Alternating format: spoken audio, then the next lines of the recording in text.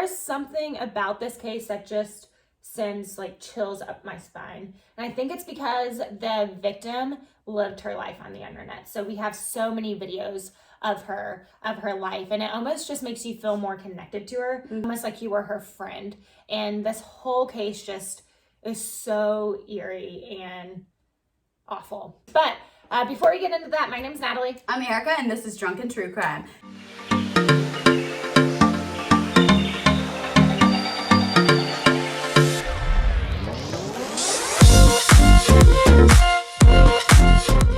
For those of you that are coming back, thank you so much for coming back to the shit show that is us. For those of you that are new, welcome to this. We hope you enjoy. Before we get into it, we do have a few disclaimers. We're going to go through them fast. 1, we talk about true crime. 2, we drink. 3, we cuss. 4, we laugh. Okay? The laughing is just us. We're probably making fun of each other most of the time when we do this. This is not us making light of the victims or the cases, so don't take it that way. Okay? Got it. Also, last but not least, the information provided by us in this video is for education purposes only. All information in this video is provided in good faith. The views expressed are our own personal opinions, and the details we provide are all alleged, and individuals are innocent until proven guilty in the court of law. So again, if that offends any of you guys, that's okay. Just don't watch this. But if that makes you excited, grab your cocktails with us, settle in, take a huge sip, and let's dive into the case. Cheers. Cheers! So today we're actually going to be talking about the case of Alexis Sharkey. So Alexis Sharkey was born January 1994 in Youngsville, Pennsylvania, to Michael and Stacy Robinot. And we might be pronouncing that slightly off, so don't judge us. Please don't. Yeah. She had 2 sisters, Toby and Riley, and was your all-American girl. She was not only smart, but athletic as well, and so gorgeous. She's gorgeous. She was a cheerleader as well as a National Honor Society member. After high school, she attended college at the University of Pittsburgh at Bradford, where she graduated with a major in biology and minors in nutrition and psychology. Dude, that like... But like 3? Yeah. You need 3? Like a major and 2 minors? That's incredible. This dedication and motivation and drive made her super successful in college. It also made her super successful in her career. So after graduating in 2016, Alexis decided it was time for a change, and she decided to leave Pennsylvania and move to Texas. Her true passion was to travel. So after being in college for so many years, she decided she's actually gonna take a break, put her career goals on the back burner for just a second so she can pursue her true passion of travel. Her goal was to see all the different continents that this beautiful world has to offer. So after moving to Texas, Alexis actually decides to start saving up her money so she can start traveling. So she actually gets a job at Twin Peaks. And so for those of you that don't know what Twin Peaks is, it's a sports bar where the uniforms are quite showy. It's very similar. Yeah, the uniforms are very similar to Hooters uniforms. So it shows a lot of skin. And that's kind of the appeal to going there, is that you get to watch sports, you get to drink beer, and you get to look at pretty ladies. Let's call a spade a spade. That's what it is. But Alexis thrived in this environment because she was an extrovert. She loved meeting new people and talking to them. So she did really, really well here. So it was at Twin Peaks where she became really close to a regular named Tom Sharkey. Despite Tom being almost twice her age, having 2 kids on his own that were Alexis's age, and being divorced, the 2 hit it off immediately. They would even go on to get married in 2019, and overall the relationship seemed picture perfect. But as we always say, there's no such thing as a perfect family. There's not. It's not. So after working at Twin Peaks for a while, Alexis decided to change directions and wanted to be an entrepreneur. So she started with a company called Monet, which is an MLM. We know that MLMs can be quite controversial and people have strong opinions of them. But Alexis, she thrived here. Yeah. She worked her way up to the top and became an associate executive director. Yeah. Which, according to Monet's website, makes approximately $34,000 a month. A fucking month. A month. What are we doing wrong? Let's sell some Monet. Yeah. I'm kidding around. Wow. Relax, everybody. To Erika's point, Alexis thrived in this environment and she did really, really well. She actually won quite a few all expense paid trips through Monet. So she was able to go to Las Vegas and the Bahamas, and she documents all of this along the way.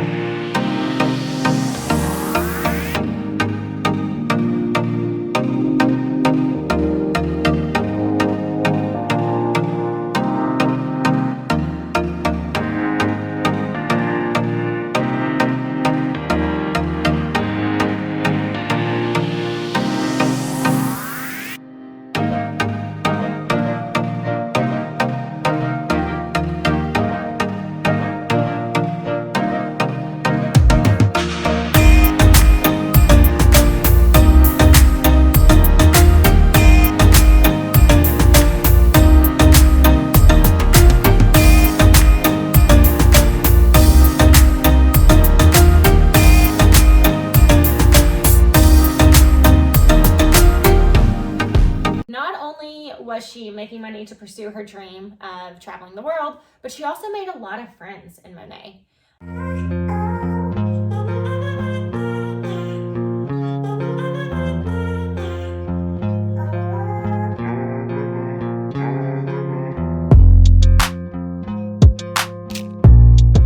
Her social media accounts, they portrayed this picture perfect life, right, where she got to, it was just covered with travel photos, like beauty shots, pictures of her and her friends doing fun things. It showed this very glamorous life, a life that you wanted to have. And this drew a lot of people into her social media accounts. Mm-hmm. So she got up to about 20,000 followers on Instagram. And at this point, she became an influencer. Now, her friends and her family wanted to be known that she did not like the word influencer. She viewed herself more as a businesswoman, but ultimately, that's what she was. In the terminology that we know, she was an influencer, and she was good at it.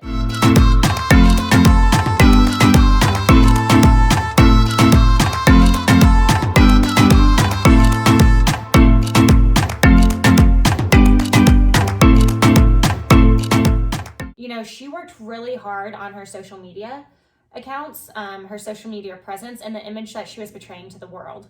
But as we all know, Instagram is not reality. No. So I know ours is. Yeah. Ours is so good.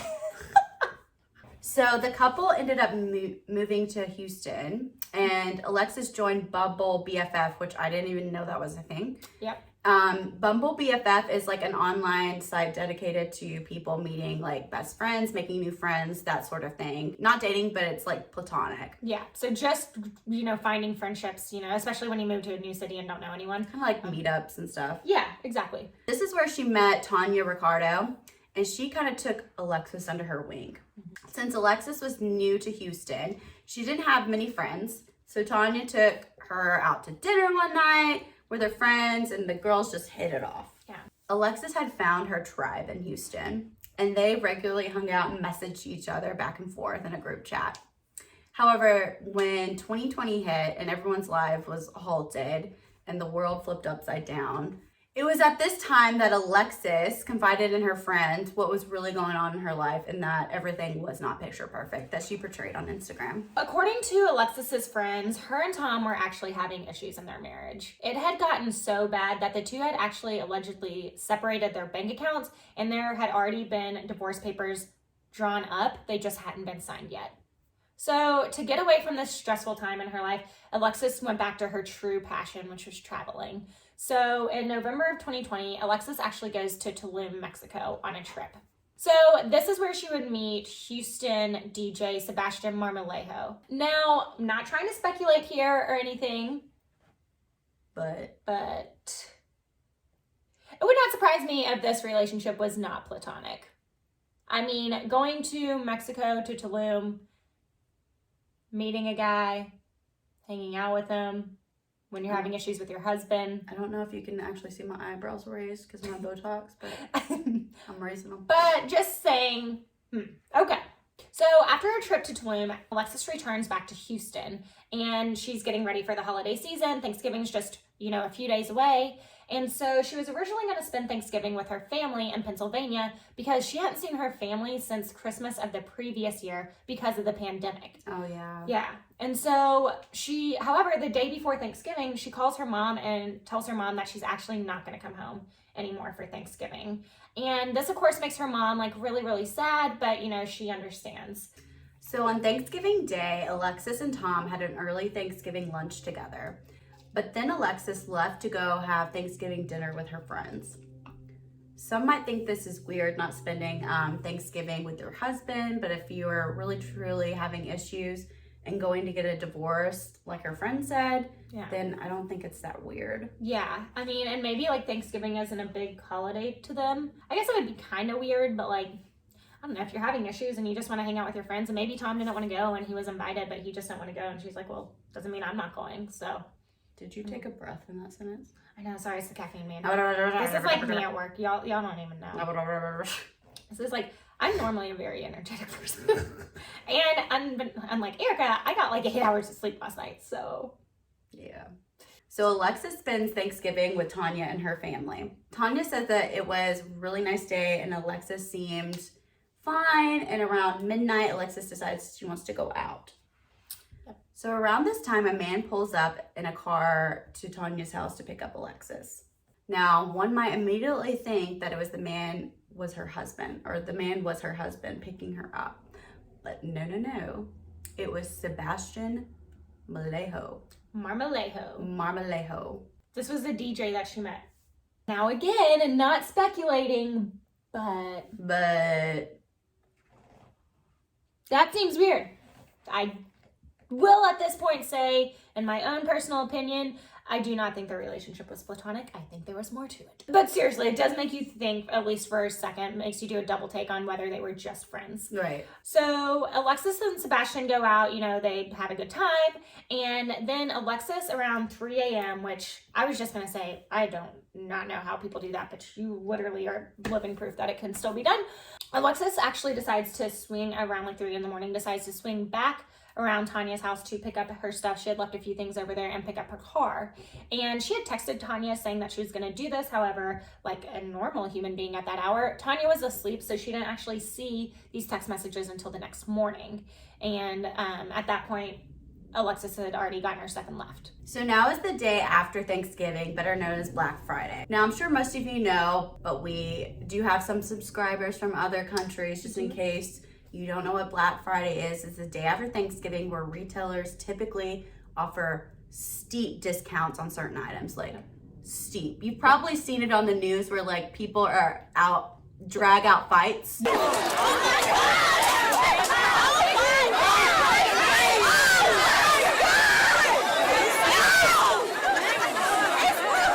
It gets absolutely crazy. Like, bitches be crazy, man. Bitches be crazy. So for Alexis being a salesperson for Monet, this day is huge for her.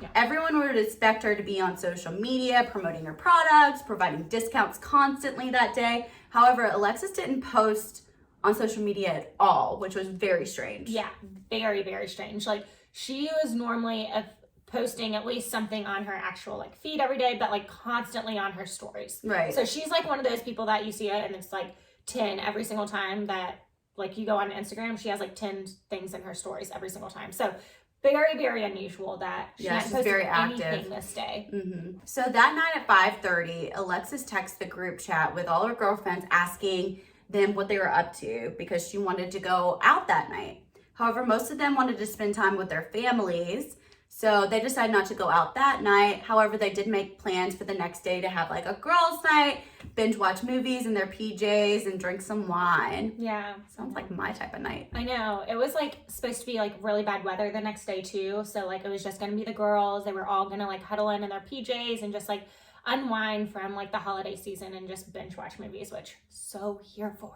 However, that text message at 5:30 or the exchange starting at like 5:30 that they had, this would be the last time that Alexis's friends actually heard from her. Later that night, so on Black Friday, Tom, Alexis's husband, texts John. Now, John is the boyfriend of one of Alexis's friends. Tom's asking John if they had heard from Alexis and because she's missing.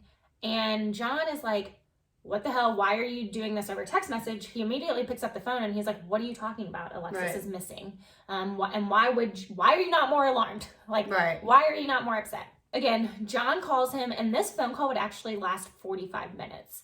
And according to John, Tom tells him that Alexis is missing and goes on to say what happened that night. And Tom reportedly told John that Alexis and him had gotten into a fight, and she ran out the door, jumped over a fence, and then jumped into a black car. However, Tom's going to change his story quite a few times here of what actually happened that night. Tom changes his story a lot. Right. So in one version, he says she ran out barefoot and left on foot. Another version, he said she jumped into a black car. Another version, he said that she drove away and he begged her not to because she was drunk. Yeah, and he didn't want her drinking and driving. He said she took her phone, and then in another version, he said that she left it behind. He then says he tracked her phone using Find My iPhone or Find My Friend app, and followed her in a black car until he lost her location. So basically, it's really difficult to actually know what the fucking timeline is here because he keeps changing his story. Yeah, so we have no idea what actually happened that night.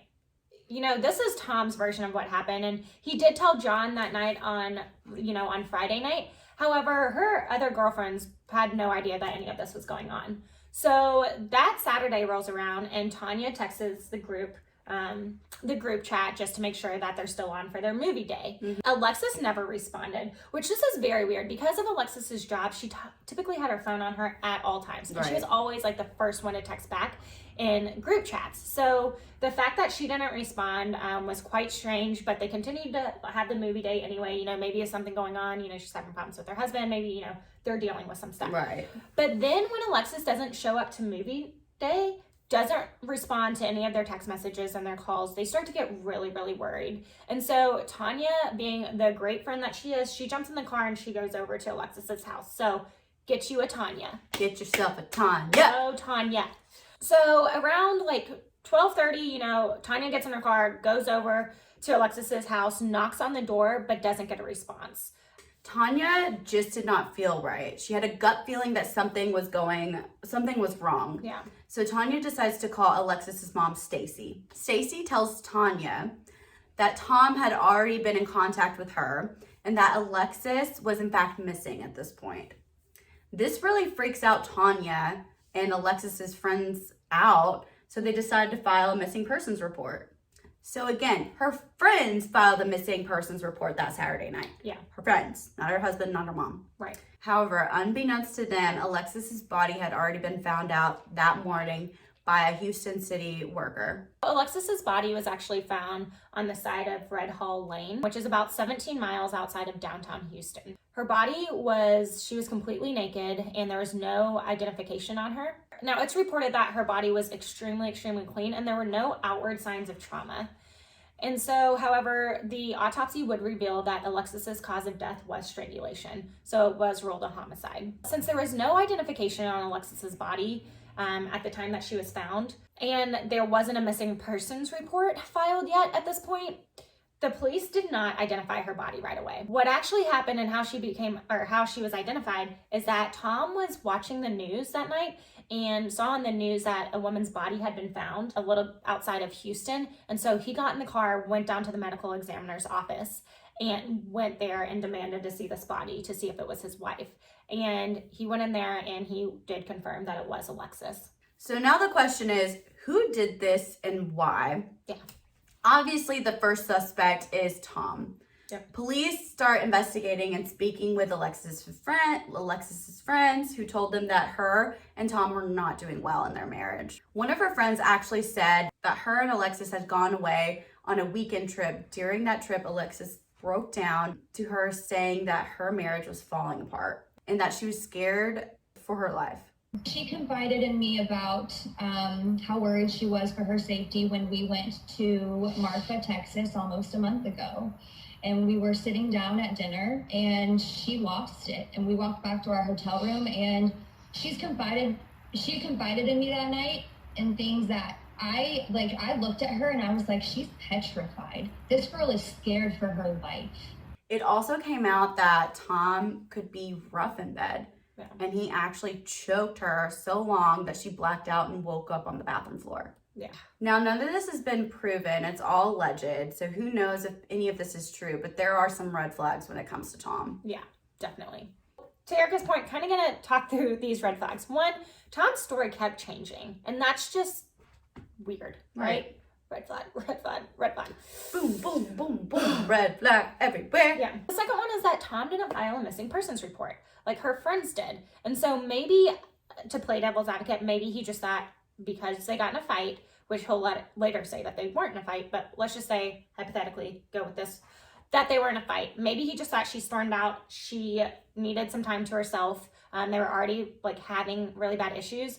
So he was calling people to see if if they knew where she was.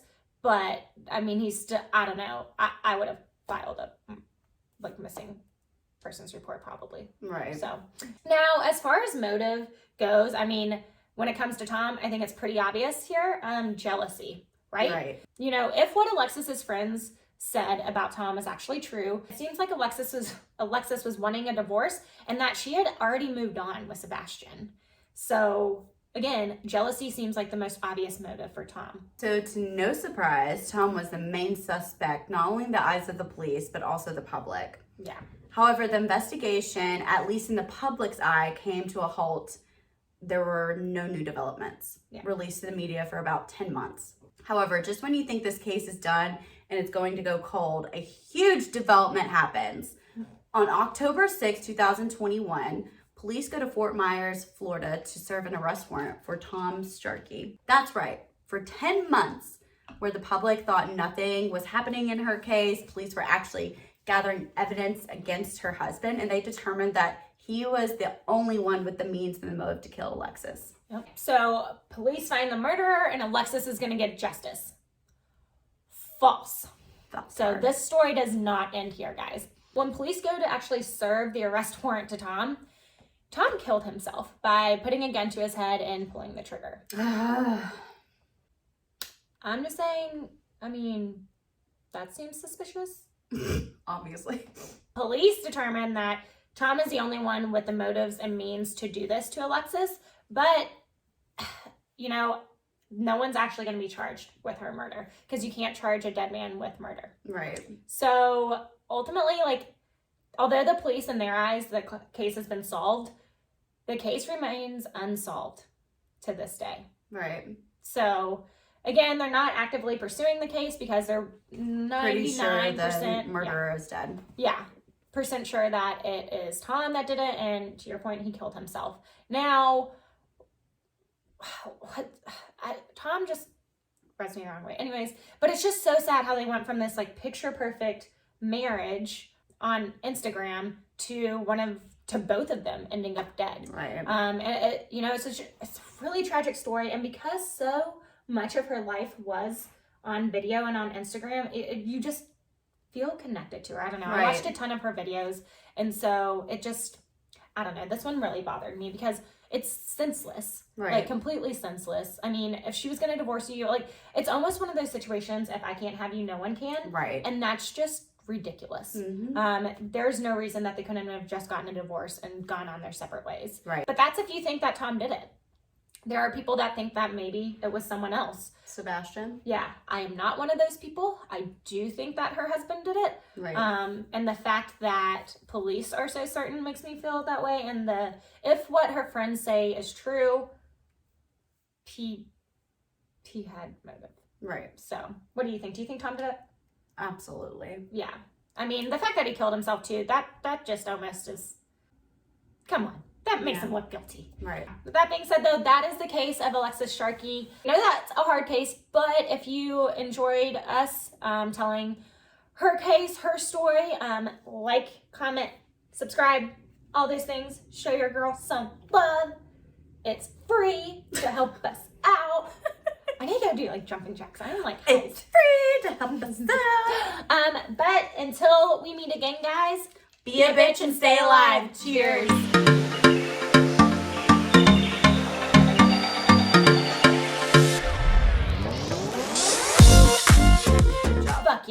You did it.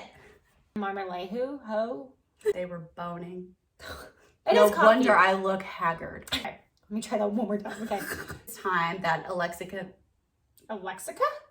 So after the couple moved to who? Because I never drink coffee. Also, Yeah. Oh man, look at that. Here am I. Do, do, do, do, do, do, do, do. And I got real hammered last night.